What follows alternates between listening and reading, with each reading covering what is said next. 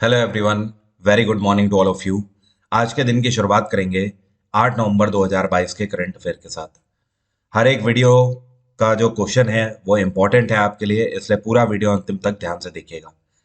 PDF जो है ये आप डाउनलोड कर सकते हो एग्जाम इंजन एप्लीकेशन से, और एग्जाम इंजन एप्लीकेशन का डायरेक्ट डाउनलोड लिंक वीडियो के डिस्क्रिप्शन में मैंने दिया हुआ है।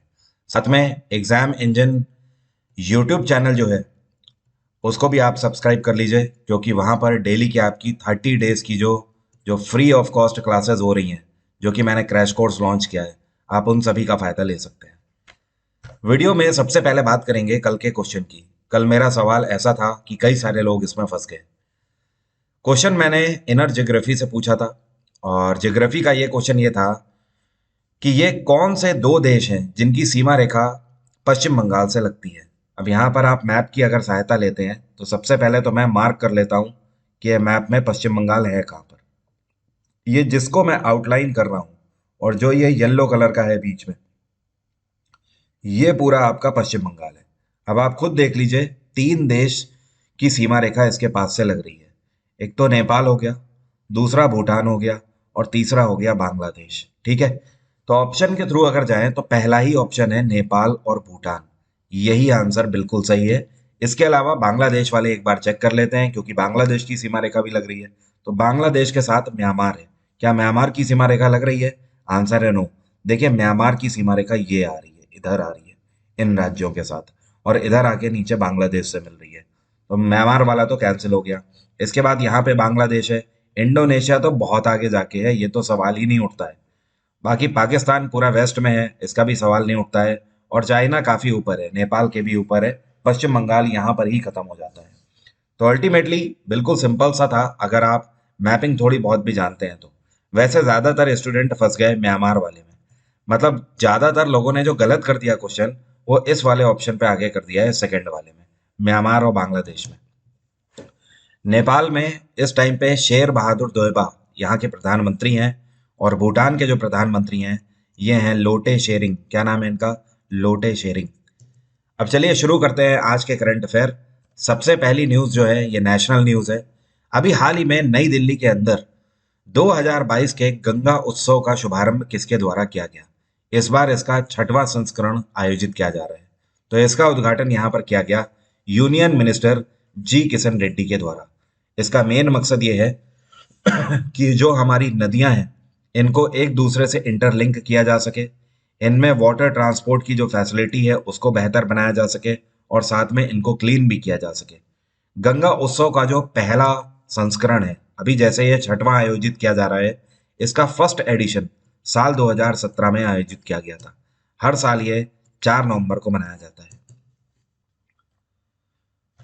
अगला क्वेश्चन है, इनमें से ये कौन से राज्य का सड़क परिवहन निगम है जिसको अभी हाल ही में सर्वश्रेष्ठ सार्वजनिक परिवहन प्रणाली वाले शहर की श्रेणी में शहरी परिवहन में राष्ट्रीय टिप्पणी पुरस्कार से सम्मानित किया गया है? तो ये है केरल का Kerala road transport corporation. Kerala का जो सड़क परिवहन नियम निगम है, इन्होंने उत्कृष्ट कार्य किया है। बहुत सी ऐसी बेहतर सर्विसेज लॉन्च करी हैं जिनका फायदा वहां पे सीनियर सिटीजन्स और महिलाओं को भी मिला हुआ है। तो इनको इस क्षेत्र में उत्कृष्ट कार्य करने के लिए राष्ट्रीय टिप्पणी पुरस्कार से सम्मानित किया गया है। केरल में आरिफ मोहम्मद खान इस टाइम पे गवर्नर है, और यहाँ पे सरकार चल रही है पिनाराय विजयन की। पिछले ही साल विधानसभा के इलेक्शन हुए थे केरल में। पिनाराय विजयन दूसरी बार यहाँ के मुख्यमंत्री बने थे। केरल से और भी आपके कई सारे क्वेश्चन बनते हैं, जैसे कि यहाँ के कई नेशनल पार्क आपसे पूछ दिए जाते हैं। वेरी इंपॉर्टेंट जो हैं उनके बारे में आपको बता देता हूँ। एक आपसे कई बार पूछा जाता है, पेरियर नेशनल पार्क कहाँ पर है? तो आपको ध्यान रखना है, ये भी केरल में ही है। इसके अलावा एक आपसे पूछ दिया जाता है, साइलेंट वैली नेशनल पार्क कहाँ पर है? तो ये भी केरल में ही है। इसके बाद एक है एराविकुलम, क्या बोलते हैं इसको? Eravikulam national park. तो इस तरीके से यहाँ के नेशनल पार्क काफी इंपॉर्टेंट है, जो कि आपसे बार बार पूछे जाते हैं। और जो हमारे 8 क्लासिकल डांस फॉर्म है, उनमें से 2 तो आपके केरल के ही हैं। एक आपका कथकली, और दूसरा मोहिनीअट्टम। ये दोनों 8 में से केरल के ही हैं। बाकी आंध्र प्रदेश का कौन सा है? उसको बोलते हैं कुचिपुड़ी। और उत्तर भारत का कथक बोलते हैं उसे, कथक उत्तर भारत का है। अगला क्वेश्चन है, इनमें से ये कौन सी राज्य सरकार है जिसने अभी हाल ही में गर्ल्स को हायर एजुकेशन देने के लिए और फाइनेंशियली सपोर्ट करने के लिए लाडली लक्ष्मी 2.0 नाम की योजना अभी हाल ही में शुरू करी है। तो लाडली लक्ष्मी योजना पहले ही मध्य प्रदेश सरकार के द्वारा चलाई जा रही है। इसका 1.0 वर्जन जो था, इसको साल 2007 में एमपी गवर्नमेंट ने लॉन्च किया था पहली बार। अब जाकर इसका 2.0 वर्जन लॉन्च किया गया है। इसके तहत पूरे मध्य प्रदेश के अंदर हर पेरेंट्स को ये भी अवेयर किया जा रहा है कि वो किसी भी लड़की की शादी 18 वर्ष से उम्र के पहले ना करें। अगर वो ऐसा करते हैं तो ये अपने आप में कानूनन अपराध तो अब होगा ही होगा, साथ में वो कभी भी लाडली लक्ष्मी योजना का फायदा नहीं ले पाएंगे। इस योजना को पूरे मध्य प्रदेश के अंदर हर एक जिले में पूरे तरीके से इम्प्लीमेंट किया जाने का प्रावधान है। और मध्य प्रदेश में शिवराज सिंह चौहान है मुख्यमंत्री, यहाँ पे गवर्नर हैं मांगू भाई पटेल। इस टाइम पे कौन है? मांगू भाई पटेल। आपको पता है एमपी गवर्नमेंट के द्वारा पहले भी कुछ योजनाएं जारी करी जा चुकी हैं, जिनमें से एक है पंख अभियान। क्या नाम है? पंख अभियान। अभी इन्होंने कुछ टाइम पहले कोविड पैंडेमिक के अंतर्गत रोको टोको कैंपेन चलाया था। कौन सा कैंपेन? रोको टोको कैंपेन।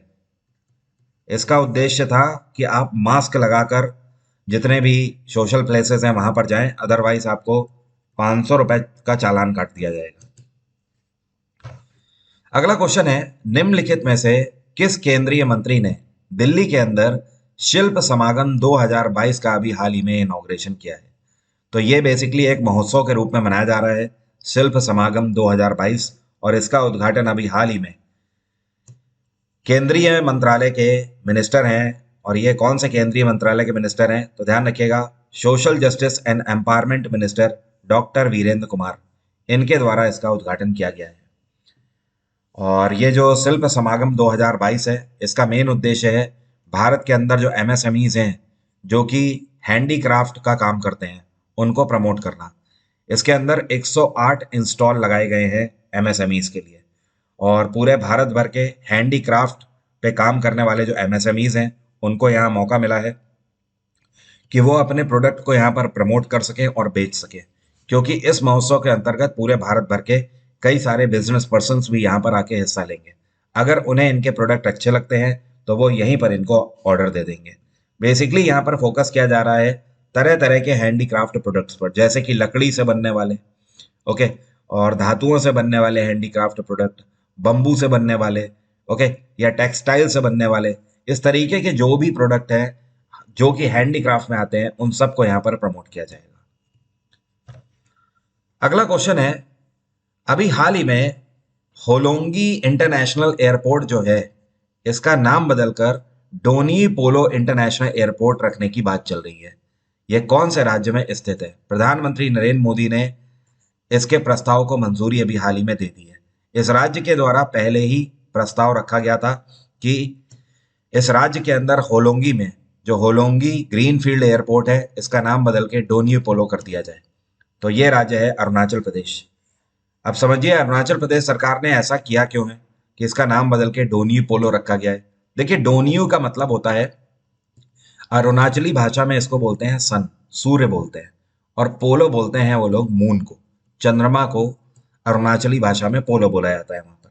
तो इस वजह से, और क्योंकि सूर्य और चंद्रमा की वहां पर पूजा किए जाने का प्रावधान है, लोगों की आस्था है इसके प्रति, तो इसलिए इसका नाम कल्चर से रिलेटेड डोनी पोलो एयरपोर्ट रखा गया है। और इसके लिए जो कॉन्ट्रैक्ट दिया गया है वो एयरपोर्ट अथॉरिटी ऑफ इंडिया को दिया गया है। एयरपोर्ट अथॉरिटी ऑफ इंडिया इस पूरे एयरपोर्ट का रेनोवेशन करेगी 646 करोड़ रुपए की लागत से।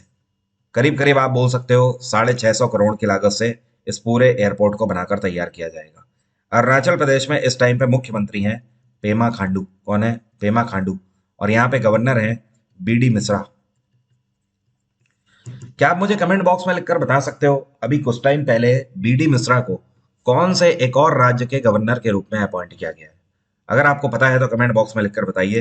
दिमाग पे थोड़ा सा जोर डालिए, क्योंकि करंट अफेयर में कराया हुआ क्वेश्चन है कुछ टाइम पहले।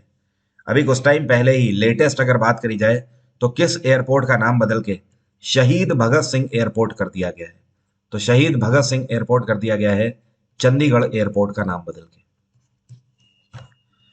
अगला क्वेश्चन है, ये कौन सा मंत्रालय है जिसके द्वारा अभी हाल ही में सभी राज्यों और यूटीज को लेकर एक परफॉर्मेंस ग्रेडिंग इंडेक्स जारी किया गया है एजुकेशन के लिए। मतलब सीधे सीधे आप ये समझ लो, ये इंडेक्स बताता है कि कौन से राज्य और यूटी के अंदर एजुकेशन व्यवस्था क्वालिटी बेस्ड मिल रही है बच्चों को। तो इसको लॉन्च किया गया है एजुकेशन मंत्रालय के द्वारा, जाहिर सी बात है। और ये मंत्रालय है धर्मेंद्र प्रधान के पास। अब यहाँ पे जो ध्यान रखने वाली चीज ये है, वो ये है कि जो टॉप 3 यहाँ पर स्टेट्स हैं, ये हैं गुजरात, राजस्थान और आंध्र प्रदेश। ठीक है। इसके अलावा लेवल 2 की अगर बात करी जाए तो लेवल 2 में और भी कई सारे आ जाते हैं, जैसे कि पंजाब हो गया, चंडीगढ़ हो गया, केरल हो गया, ये सब आपके लेवल 2 में भी आ जाते हैं। और अभी हाल ही में एक चैट बॉक्स लॉन्च किया गया है। ये चैटबॉट जो है ये आर्टिफिशियल इंटेलिजेंस बेस्ड है।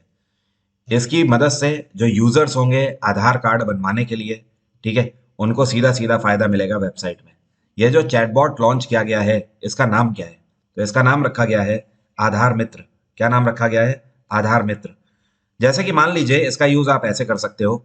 आधार का आपको पोर्टल तो पता है ना, क्योंकि ये उडई की वेबसाइट है। UIDAI का मतलब क्या है? इसको बोलते हैं unique identification authority of India. इसकी जो पोर्टल है ये है UIDAI.gov.in। आपको आधार से जुड़ी हुई अगर कोई भी समस्या है तो आपका सारा समाधान यहीं पर हो जाएगा। आप इस पोर्टल में जब जाएंगे तो यहाँ पर आपको लॉगिन करना है। लॉगिन करने के बाद जैसे कि मान लीजिए आपने आधार में कोई अपडेशन कराना है, आपकी डेट ऑफ बर्थ गलत लिख के आ गई, या एड्रेस पहले आप कहीं और रहते थे अब कहीं और रहते हैं, आपको अपना एड्रेस चेंज कराना है, आपने उस पर सारी डिटेल्स फिल कर दी। अब कल को अगर आपको ट्रैकिंग करनी है कि अभी कहाँ तक आपका काम पहुंचा है, कब नया आधार कार्ड आपका बन जाएगा, तो ये चैटबॉट आपकी मदद करेगा। आधार मित्र। आधार मित्र से आप वहां पे बात कर सकते हो चैटिंग के थ्रू। ये आपसे आपकी क्रेडेंशियल मांगेगा, आप अपनी क्रेडेंशियल इसमें भरिए और ये आपको आपका स्टेटस रियल टाइम बेसिस का बताएगा। और UIDAI की अगर बात करें तो इसकी स्थापना उदय की साल 2009 में करी गई थी। इसका हेडक्वार्टर है नई दिल्ली और इसके चेयरपर्सन डॉक्टर सौरभ गर्ग। क्या नाम है? सौरभ गर्ग। अगला क्वेश्चन है, इनमें से कौन है जिसके द्वारा अभी हाल ही में एक बुकलेट या आप बोल सकते हो एक किताब लॉन्च करी गई है? और ये किताब क्या है? Agenda for members of Panchayati Raj institution for rural development. मतलब कहने का ये है कि पूरे भारत भर में जितने भी पंचायती राज हैं, जिनकी जिम्मेदारी है कि हर एक ग्राम की व्यवस्था को बेहतर बना के रखना, तो उनके लिए इसमें निर्देश जारी किए गए हैं इस बुकलेट में। और साथ में कुछ ऐसी चीजें बताई गई हैं जो कि उनकी मदद करेगी। इस बुकलेट को लॉन्च किया गया है Panchayati Raj and rural development minister Giriraj Singh के द्वारा। और इसको कहाँ से लॉन्च किया गया है? तो इसको दिल्ली से लॉन्च किया गया है, लेकिन बहुत ही जल्द अगले 6 महीने के अंदर पूरे देश भर में हर एक पंचायत के अंदर इस पत्रिका को फैला दिया जाएगा। इस पत्रिका के माध्यम से दीनदयाल अंत्योदय योजना, जो कि भारत सरकार चला रही है ग्रामीण वासियों के लिए, इसके अलावा मनरेगा योजना में क्या बदलाव किए गए हैं, आगे किस तरीके से चलेगी, हर वो योजना जो कि ग्रामीण लोगों के काम की है, उसका यहाँ पर उल्लेख किया गया है। अगला क्वेश्चन है, इनमें से कौन सा पेमेंट बैंक है जिसके द्वारा अभी हाल ही में पहली बार एक literary camp of India launch किया गया है जिसका नाम है निवेशक दीदी, और इसको जम्मू कश्मीर के श्रीनगर से लॉन्च किया गया है। तो ये है इंडिया पोस्ट पेमेंट बैंक। इनके द्वारा निवेशक दीदी नाम का एक कैंप ऑफ इंडिया लॉन्च किया गया है।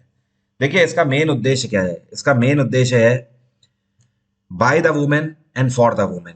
मतलब जो इंडिया पोस्ट पेमेंट बैंक है, ये आने वाले टाइम में महिलाओं के लिए बेहतर प्रोडक्ट्स लेकर आ रहा है, जैसे कि FD स्कीम्स बेहतर आएंगी, सेविंग अकाउंट्स के ऑप्शन होंगे महिलाओं के लिए बेहतर, लोन स्कीम्स होंगी। ये सारी फैसिलिटीज महिलाओं के लिए घटे दरों में रेट ऑफ इंटरेस्ट में लेकर आएंगे, जिसके लिए पहले से महिलाओं को जागरूक कर रहे हैं निवेशक दीदी योजना के तहत कि आप इंडिया पोस्ट पेमेंट बैंक से जुड़िए। इंडिया पोस्ट पेमेंट बैंक की स्थापना साल 2018 में करी गई थी। बिल्कुल नया है ये, और इसका हेडक्वार्टर है नई दिल्ली, और इसके CEO है इस टाइम पे जे वेंकट रामू। क्या नाम है? जे वेंकट रामू। अगला क्वेश्चन है, 27वां संस्करण UNFCCC COP27 की कॉन्फ्रेंस का इजिप्ट के शर्म अल शेख में आयोजित किया जा रहा है। इसमें भारत की तरफ से भारत को रिप्रेजेंट कौन कर रहे हैं?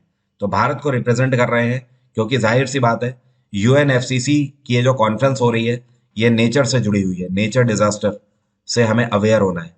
तो इसको भारत के एनवायरमेंट मिनिस्टर भूपेंद्र यादव के द्वारा यहाँ पर रिप्रेजेंट किया जाएगा भारत को। और इसका आयोजन कब से कब तक किया जा रहा है? तो इजिप्ट के अंदर इस कॉन्फ्रेंस का आयोजन 6 नवंबर से शुरू हो चुका है, परसों से, और ये 18 नवंबर तक आयोजित करी जाएगी। इसका मेन उद्देश्य होगा लाइफ मूवमेंट को आगे बढ़ाना। लाइफ मूवमेंट नेचर से जुड़ा हुआ मूवमेंट है। ये लोगों में अवेयरनेस फैलाता है कि हम फिजूल खर्ची से बचें और आगे बढ़ के अपना जो भी देश का जो पैसा है, जो इकोनॉमी है, उसको लाइफ को बेहतर बनाने में लगाएं। और लाइफ को हम तभी बेहतर बना सकते हैं जब हम नेचर को सिक्योर करके रखें, नेचर को हार्म ना करें। तो इसका मेन उद्देश्य यही होगा कि दुनिया भर के देश यहाँ पर शामिल हो रहे हैं, और मेन उद्देश्य होगा कि ओवरऑल एक ऐसी योजना बनाई जाए जिसके तहत पूरे वर्ल्ड वाइड में नेचर को हम लोग प्रोटेक्ट कर सकें। इजिप्ट की कैपिटल है कायरो, और आपको पता है इजिप्ट में इस टाइम पे राष्ट्रपति कौन है? इनका नाम है अब्देल फत्ताह अल सीसी। यहां पर मैं लिख देता हूं, अब्देल फत्ताह अल सीसी। ठीक है, ये इनका नाम है। अगला क्वेश्चन है, अभी हाल ही में रिलायंस इंडस्ट्रीज लिमिटेड के इंडिपेंडेंट डायरेक्टर के रूप में किसको अपॉइंट किया गया है? तो ये जो आपको पिक्चर में दिख रहे हैं ये बहुत ही एमिनेंट पर्सनालिटी हैं, केवी कामत, वेरी एमिनेंट पर्सनालिटी। इनको रिलायंस इंडस्ट्रीज के इंडिपेंडेंट डायरेक्टर के रूप में अपॉइंट किया गया है। और इनके करियर के बारे में जब आप सुनोगे तो दांतों तले उंगली दबा लोगे। तो चलिए बात करते हैं इनके करियर की, क्योंकि इनका करियर बहुत लंबा चौड़ा है, और इनके करियर के बारे में बहुत ज्यादा बात करना मतलब सूर्य को दिया दिखाने के बराबर है। आपको पता है ये एनडीबी का नाम आप सुनते हो ना मेरे मुंह से, न्यू डेवलपमेंट बैंक, जिसकी स्थापना 2014 में ब्रिक्स के द्वारा करी गई थी। तो ये उस बैंक के पहले प्रेसिडेंट रह चुके हैं। इतना ही नहीं, ये आईसीआईसीआई बैंक के मैनेजिंग डायरेक्टर और सीईओ भी रह चुके हैं। इतना ही नहीं, ये आईसीआईसीआई बैंक के नॉन एग्जीक्यूटिव चेयरपर्सन भी रह चुके हैं। इतना ही नहीं, ये इन्फोसिस का तो आप नाम जानते ही होंगे, ये इन्फोसिस में भी चेयरमैन की पोस्ट को सर्व कर चुके हैं।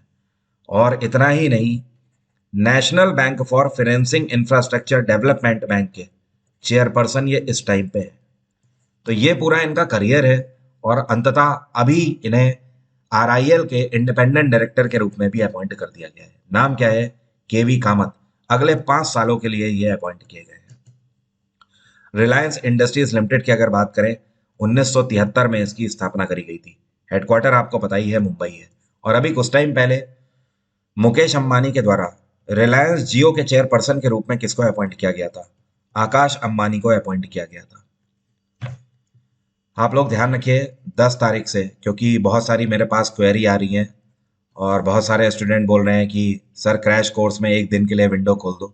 बट अब ऐसा नहीं है, क्योंकि प्रोटोकॉल टूटता है तो फिर सबके लिए टूटता है, और एक अनुशासन बन नहीं पाता है। तो मैंने आपको पहले भी बोला था कि 5 तारीख के बाद से हमारी रजिस्ट्रेशन विंडो नहीं खुलेंगी, तो मतलब बिल्कुल भी नहीं खुलेंगी। और इसी तरीके से 10 नवंबर से हम अपना बैच स्टार्ट कर रहे हैं, फाउंडेशन बैच 2023 के सभी एग्जाम्स के लिए। और इसमें सारे बैचेस भी होंगे। आपके पास ये भी ऑप्शन है कि केवल आप जीएसजी के लेना चाहते हैं तो आप जीएसजी के भी ले सकते हैं। अगर आप पूरा बैच लेना चाहते हैं तो आप पूरा बैच भी ले लेंगे। तो इसको हम 10 नवंबर से स्टार्ट कर रहे हैं, और इसकी जो रजिस्ट्रेशन विंडो है ये मोस्ट प्रोबेबली 15 नवंबर तक बस खुली हुई है। तो आप इसके लिए रजिस्टर कर सकते हो खुद को एग्जाम इंजन एप्लीकेशन से। एग्जाम इंजन एप्लीकेशन का लिंक वीडियो के डिस्क्रिप्शन बॉक्स में है, या फिर आप गूगल प्ले स्टोर से भी डायरेक्ट उस एप्लीकेशन को डाउनलोड कर सकते हैं। फिलहाल इस क्वेश्चन पे आ जाते हैं।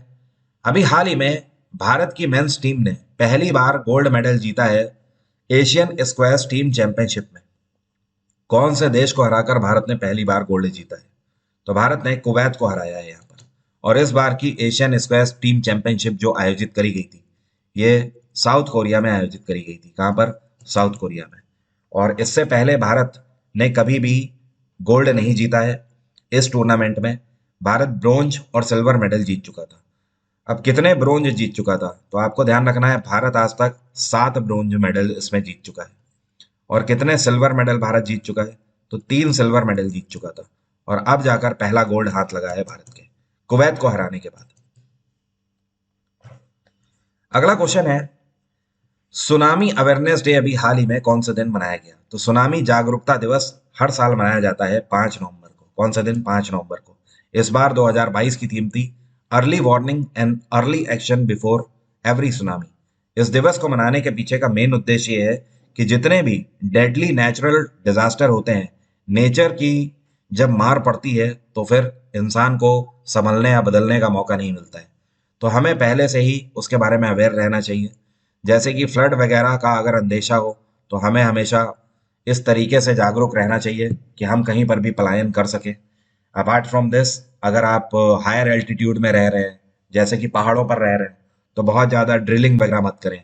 पहाड़ों में खुदाई वगैरह बहुत ज़्यादा मत करें, नहीं तो नेचुरल डिजास्टर को आप दावत दे सकते हो। यही सारी चीज़ों को जानने के लिए इस दिवस को मनाया जाता है। अब मेरा आज का सवाल आपसे बिल्कुल सिंपल सा है, इनमें से कौन है जिनको योग दर्शन के संस्थापक के रूप में जाना जाता है? योगा फिलॉसफी के फाउंडर कौन है? कमेंट बॉक्स में जल्दी से लिखकर बताइए। जैमिनी, पतंजलि, सुश्रुत, कपिल मुनि या फिर Ban Bhatt? Thank you so much. Have a nice day. Take care. Bye bye. आपका दिन मंगलमय हो।